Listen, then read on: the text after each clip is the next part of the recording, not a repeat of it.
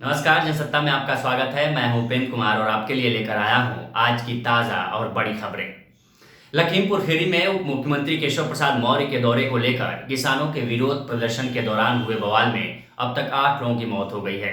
2 SUV से प्रदर्शनकारियों के कुचले जाने के बाद नाराज किसानों ने उन गाड़ियों में आग लगा दी। पुलिस सूत्रों के अनुसार दोनों पक्षों के 4-4 लोगों की मौत हुई है। इस बीच योगी सरकार ने लखीमपुर खीरी में इंटरनेट सेवा बंद करने के आदेश दिए हैं। बता दें, लखीमपुर खीरी के तिकोनिया बनवीरपुर मार्ग पर उप मुख्यमंत्री केशव प्रसाद मौर्य के दौरे के खिलाफ प्रदर्शन कर रहे कृषि कानून विरोधी प्रदर्शनकारियों के एक समूह से 2 एसयूवी के कथित रूप से टकरा जाने के बाद हिंसा भड़क गई।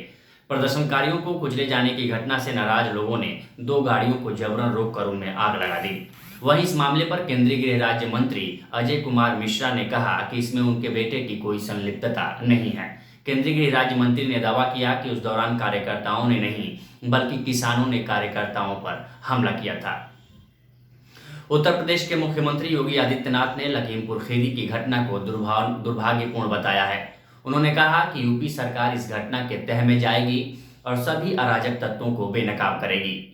दोषियों को सख्त से सख्त सजा मिलेगी। इस दौरान उन्होंने क्षेत्र के सभी लोगों से अपील की है कि वे अपने घरों में ही रहें और किसी के बहकावे में न आएं। मौके पर शांति व्यवस्था कायम रखने में सहयोग करें। किसी भी निष्कर्ष पर पहुंचने से पहले घटना की जांच और संबंधित साक्ष्यों के बाहर आने का इंतजार करें। बता दें, इससे पहले मुख्यमंत्री योगी आदित्यनाथ लखीमपुर खीरी में हुई हिंसक घटना की खबर लगते ही अपना गोरखपुर दौरा बीच में छोड़कर लखनऊ लौट आए। उन्होंने राजधानी पहुंचकर सरकार के सभी वरिष्ठ अधिकारियों को बुलाया और उनसे अपडेट लिया। मुख्यमंत्री के साथ बैठक में अपर प्रमुख सचिव गृह अवनीश अवस्थी और राज्य के पुलिस प्रमुख डीजीपी मुकुल गोयल भी मौजूद थे। उधर कांग्रेस के वरिष्ठ नेता दिग्विजय सिंह ने प्रधानमंत्री नरेंद्र मोदी पर देश के छोटे व्यापारियों की कीमत पर बहुराष्ट्रीय कंपनियों को बढ़ावा देने का आरोप लगाया और ई कॉमर्स क्षेत्र की दिग्गज कंपनी अमेजॉन से जुड़े रिश्वत के दावे संबंधित खबर की जांच उच्चतम न्यायालय के न्यायाधीश से कराने की मांग की। इसके साथ ही सिंह ने यह भी पूछा कि क्या अमेजन ने केंद्र सरकार की प्रत्यक्ष विदेशी निवेश नीति में बदलाव के लिए रिश्वत दी, जिससे भारत के छोटे और मध्यम खुदरा विक्रेताओं की कीमत पर इस जैसे ई कॉमर्स दिग्गजों को सीधे फायदा हुआ। बता दें, सिंह उस हालिया खबर पर टिप्पणी कर रहे थे जिसके मुताबिक अमेजन ने 2018 और 2020 के बीच देश में कानूनी और पेशेवर खर्चों के तौर पर 8,546 करोड़ रुपए अमेरिकी डॉलर खर्च किए। हालांकि केंद्रीय वाणिज्य एवं उद्योग मंत्री पीयूष गोयल को लिखे एक पत्र में अमेजन ने इन खबरों को गलत बताया था। उधर कांग्रेस ने नमी से जुड़े मानदंडों के छूट के बाद एमएसपी पर धान और अन्य खरीफ फसलों की खरीद तत्काल शुरू करने की मांग की है।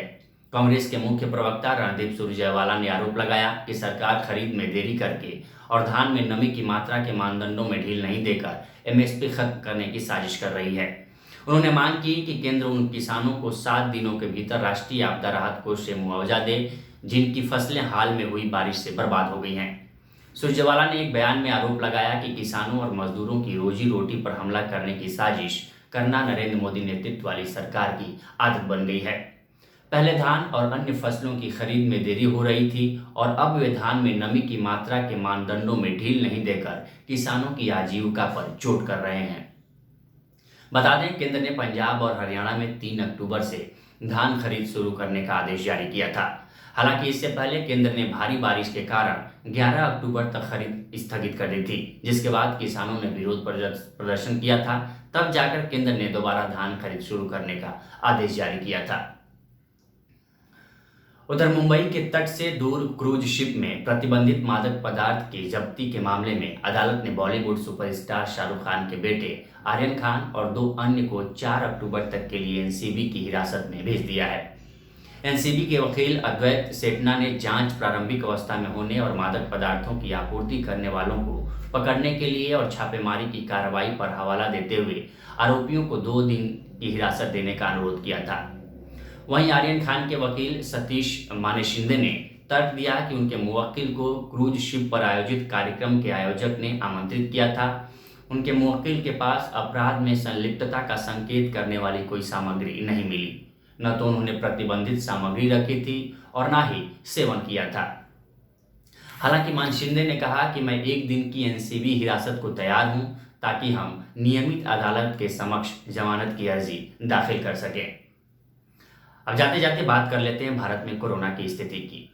भारत में कोरोना मरीजों की संख्या लगातार घट रही है। केंद्रीय स्वास्थ्य मंत्रालय के आंकड़ों के अनुसार भारत में बीते 24 घंटे में कोरोना के 22,842 नए केस सामने आए हैं। इसके साथ ही देश में कोरोना संक्रमितों का कुल आंकड़ा बढ़कर 3,38,13,903 पर पहुंच गया है। बता दें, पिछले एक दिन में कोरोना से करीब 244 मरीजों की मौत हुई है, जबकि कोरोना से कुल मरने वालों की संख्या बढ़कर 4,48,817 पर पहुंच गई है।